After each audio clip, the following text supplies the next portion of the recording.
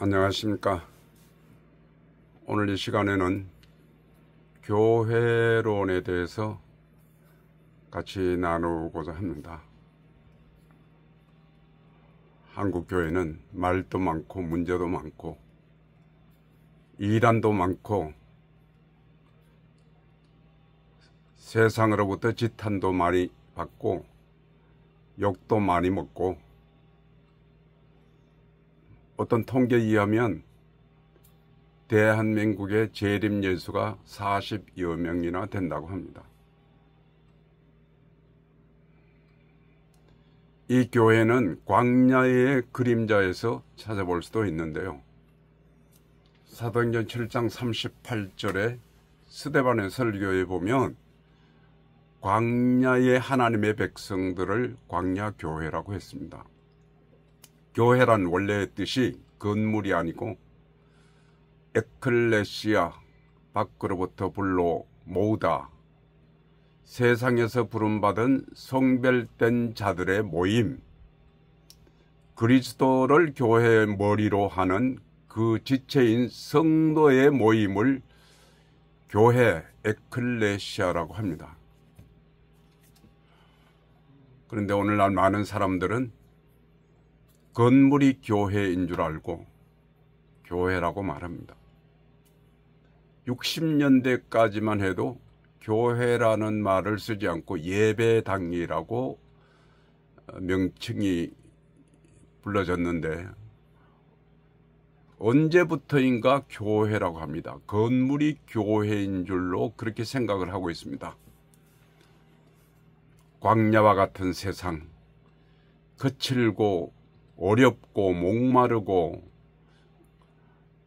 싸움도 많이 하는 이 광야교회, 이 광야교회는 하늘의 소리가 들려야 합니다. 이사야 40장 3절에 외치는 자의 소리여, 이르되 너희는 광야에서 여호와의 길을 예비하라, 사막에서 우리 하나님의 대로를 평탄케 하라.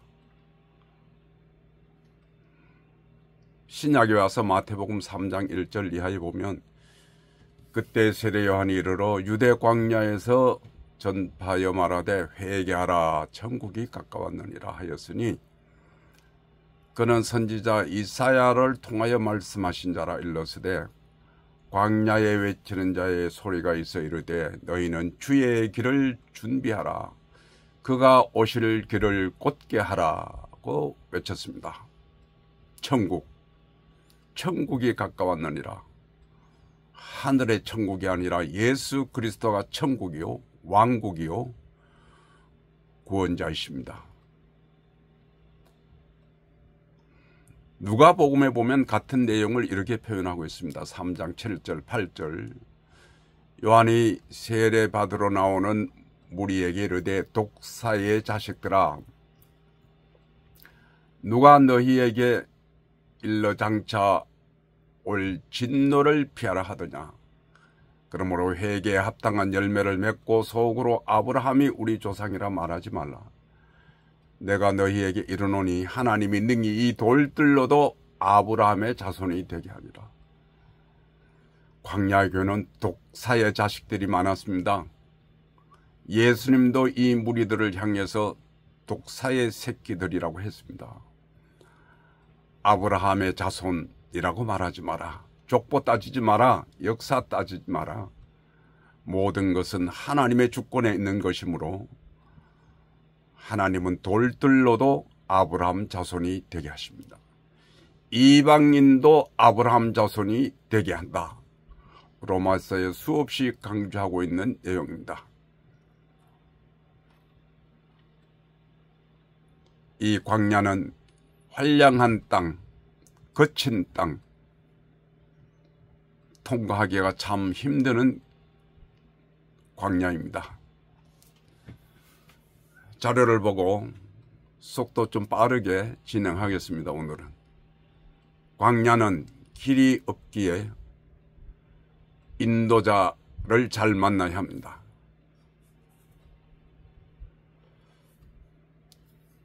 길이 없기 때문에 처음 가는 발자국이 길이 됩니다. 그래서 길을 잘 만나야 합니다. 그래서 예수님은 공생의 출발점에서 광야에서 준비하시고 바다에서 고기 잡는 제자들을 향해서 나를 따라오라고 했습니다. 다른 길이 없다는 것입니다. 예수 그리스도께서 가는 그 길이 올바른 길입니다. 두 번째는 광야에는 하갈과 이스마엘이 살고 있습니다. 아브라함 가정에서 쫓겨난 사람들이죠. 갈라디아서에는 이렇게 표현하고 있습니다. 갈라디아 4장 21절에 보면 내게 말하라 율법 아래 있고자 하는 자들아 율법을 듣지 못하였느냐. 기록된 바 아브라함에게 두 아들이 있으니 하나는 여종에게서 하나는 자유 있는 여자에게서 낳다 하였으며 여종에게서는 육체를 따라 낳고 자유 있는 여자에게서는 약속으로 말미암았느니라. 이것은 비유니 이 여자들은 두 언약이라. 하나는 시인의 산으로부터 종을 낳은 자니 곧 하갈이라. 이 하갈은 아라비아에 있는 시인의 산으로부터 지금 있는 예루살렘 같은 곳이니 그가 그 자녀들과 더불어 종노릇하고 오직 위에 있는 예루살렘은 자유자니 곧 우리 어머니라. 그 당시에 유일한 성전이라고 했던 예루살렘 성전이 하갈이라고 표현을 했습니다. 왜냐하면 종노릇하는 집단입니다. 약속의 자녀는 자유가 있는데 이 하갈의 자손들은 종노릇하고 결국은 유산을 받지 못하고 싸움질하다가 광야로 쫓김을 받은 이 사람들이 광야의 자리를 잡고 있습니다. 오늘도 광야 교회는 이 후손들이 있기 때문에 싸움을 잘하고 다투기 잘하고 지배하기를 좋아하고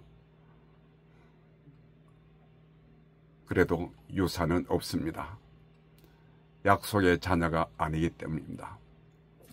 이 광야는 홍해를 통과하고 광야로 가야 합니다.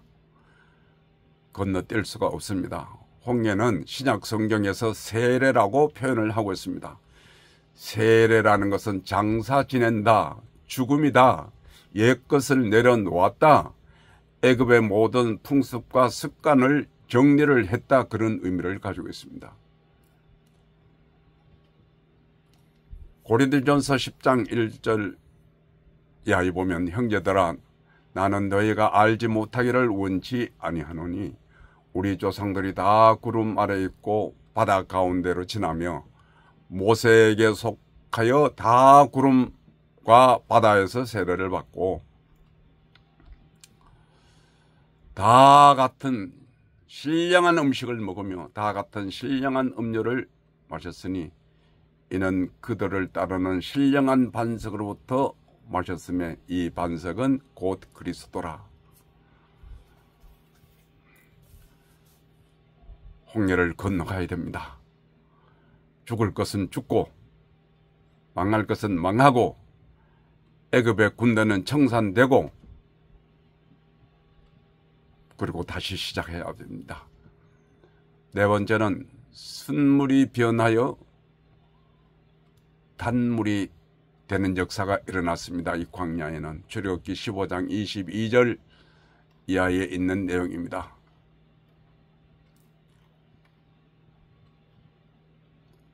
쓴물도 많습니다. 단물로 바꿔야 되는데 그런 기적을 맛보아야 합니다. 강단에서 외치는 소리가 다 단물은 아닙니다. 쓴물이 많습니다.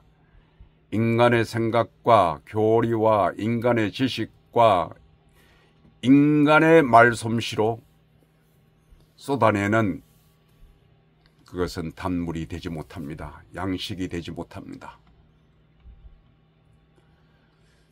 광야는 만남의 장소입니다. 애굽에서 부귀영화와 고기와 온갖 맛있는 것을 먹던 이 선민은 광야로 안내를 받아서 하나님이 진정한 만남을 원하셨습니다. 여기에서 성막을 짓고 제사 제도를 만들고 촛불을 켜고 하나님의 은혜와 하나님의 역사를 맛보는 곳이 바로 광야의 그 장소입니다. 잘 먹고 잘 입고 맛있는 것을 먹을 때는 하나님과 교제가 없었습니다. 광야, 힘든 곳이지만 나가야 합니다. 왜냐하면 하나님과 만남의 장소이기 때문입니다. 그런데 이 광야에는 불평과 원망이 많습니다. 출애굽기를 읽어보면 시시때때로 백성들은 일어나서 원망하고 불평하고 그러다가 하나님의 무서운 징벌을 받기도 했습니다. 출애굽기 16장 2절 3절 12절에 보면 이스라엘 자손 온 회중이 그 광야에서 모세와 아론을 원망하여 이스라엘 자손이 그들에게 이르되 우리가 애굽 땅에서 고기 가마 곁에 앉아 있던 때와 떡을 배불리 먹던 때 여호와의 손이 차라리 죽었더라면 좋았을 것을 우리를 광야로 인도하였다고 원망했습니다. 차라리 거기에서 죽을 걸, 배불리 먹고 재미나게 놀 때 거기서 죽을 걸. 지상의 교회는 원망하는 사람도 많습니다. 6번째, 반석에서 흐르는 물을 먹어야 합니다. 이 반석을 깨트려야 되는데 이 반석은 예수 그리스도라고 했습니다. 7번째는 광야에는 아말렉 전쟁이 있습니다. 이 전쟁을 통과해야 됩니다. 모세는 기도를 하고 여호수아는 야전 사령관으로 나가서 아말렉과 전쟁을 합니다. 여기에서 승리를 합니다. 승리를 했을 때 모세와 미리암의 노래를 부릅니다. 고난의 전쟁 그리고 그 이후에 승리의 노래가 있어야 합니다. 그때에 아말렉이 와서 이스라엘과 리비딤에서 싸우니라.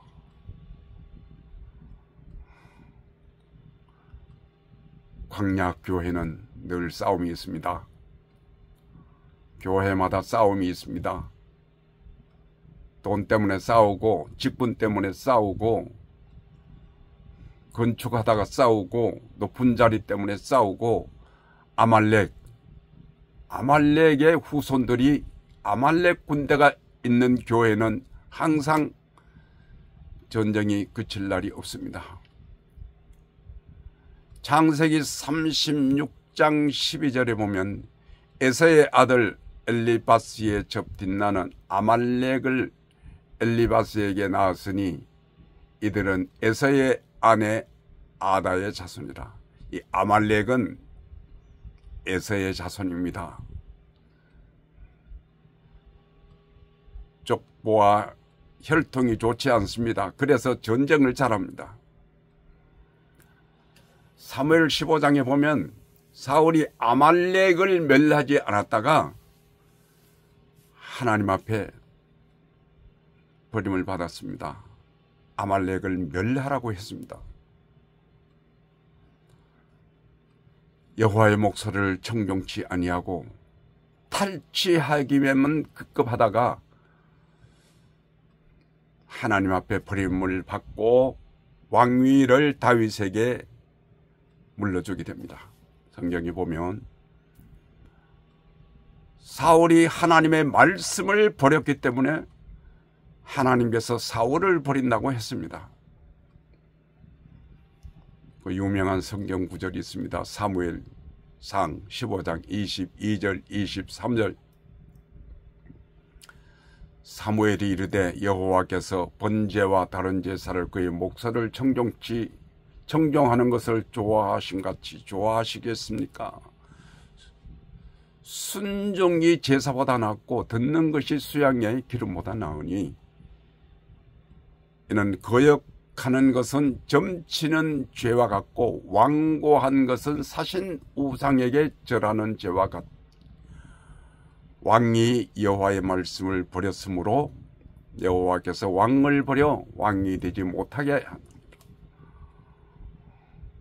우리는 사신 우상, 어디 우상 앞에 가서 절하는 것만 우상이라고 합니다. 고집불통, 아집, 내 것만이 옳다고 주장하는 그 완고한 그 마음이 사신 우상을 섬기는 것과 같다고 했습니다. 무서운 죄입니다.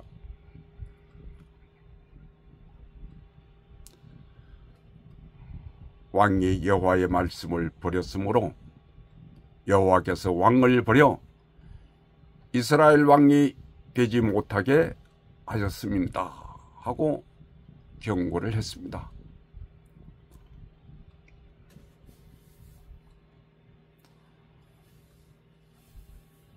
우상의 신당 앞에 가는 것만이 우상이 아니라 때때로 우리는 내 자신의 고집이 우상이 될 수도 있습니다. 8번째로 광야에는 아사셀을 위한 제물이 있어야 합니다. 아사셀은 염소 2마리를 광야로 보내는데 하나는 죽여서 제물로 드리고 하나는 살아서 광야로 내보냅니다. 백성들의 죄를 위해서 광야로 보내라. 레위기서 16장 10절 22절에 그런 말씀이 있습니다. 22절에 보면 염소가 그들의 모든 불의를 지고 접근하기 어려운 땅에 이르거든 그는 그 염소를 광야에 놓을지니라. 죽어서 제물로 드리는 것보다 광야로 나가는 것이 훨씬 더 어렵습니다. 살기 위해서 쫓기다가 맹수에게 쫓기고 추위에 쫓기고 더위에 쫓기고 그러다가 광야에서 쓰러져 죽습니다. 그래서 요한복음 1장 29절에 보면 그 아사셀, 희생의 아사셀 그 짐승이 죄를 지고 가는 그 짐승이 예수 그리스도라고 세례 요한은 외치고 있습니다. 요한복음 1장 29절에 요한이 예수께서 자기에게 나오심을 보고 이르되 보라 세상 죄를 지고 가는 하나님의 어린 양이로다. 우리는 희생제물이 되기를 싫어합니다. 영광받기만을 좋아합니다. 복받기만을 좋아합니다. 죽는 것을 싫어합니다.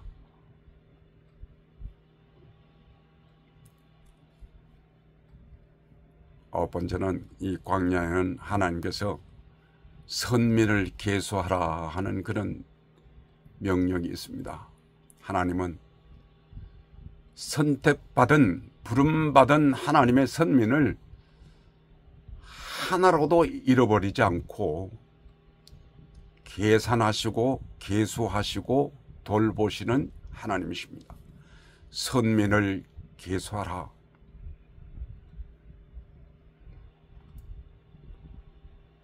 길 잃어버린 한 마리 양을 위해서 목자는 산을 헤매는 것처럼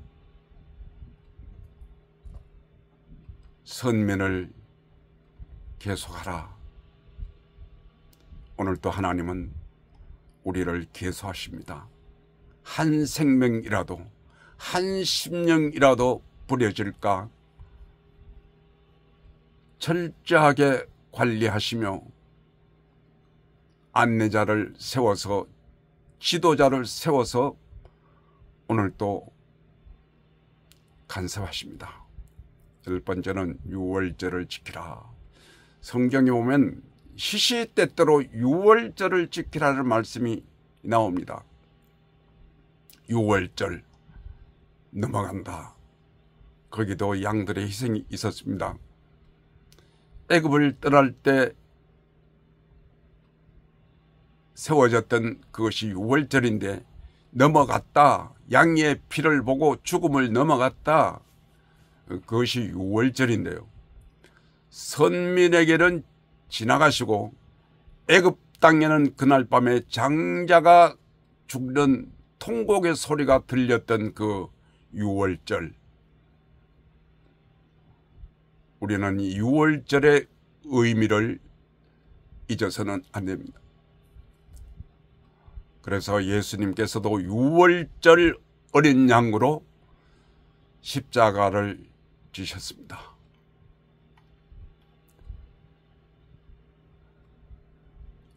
11번째는 광야에도 스캔들이 있었습니다.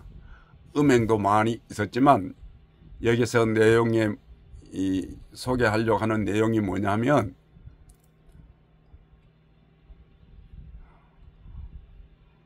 아론과 모세 동생이 미리암이 항의하고 불평하고 문제를 일으켰습니다. 그런데 미리암이 문둥병을 만나게 됩니다. 잘못은 사람이 판단할 것이 아니라 하나님이 판단하신다는 겁니다.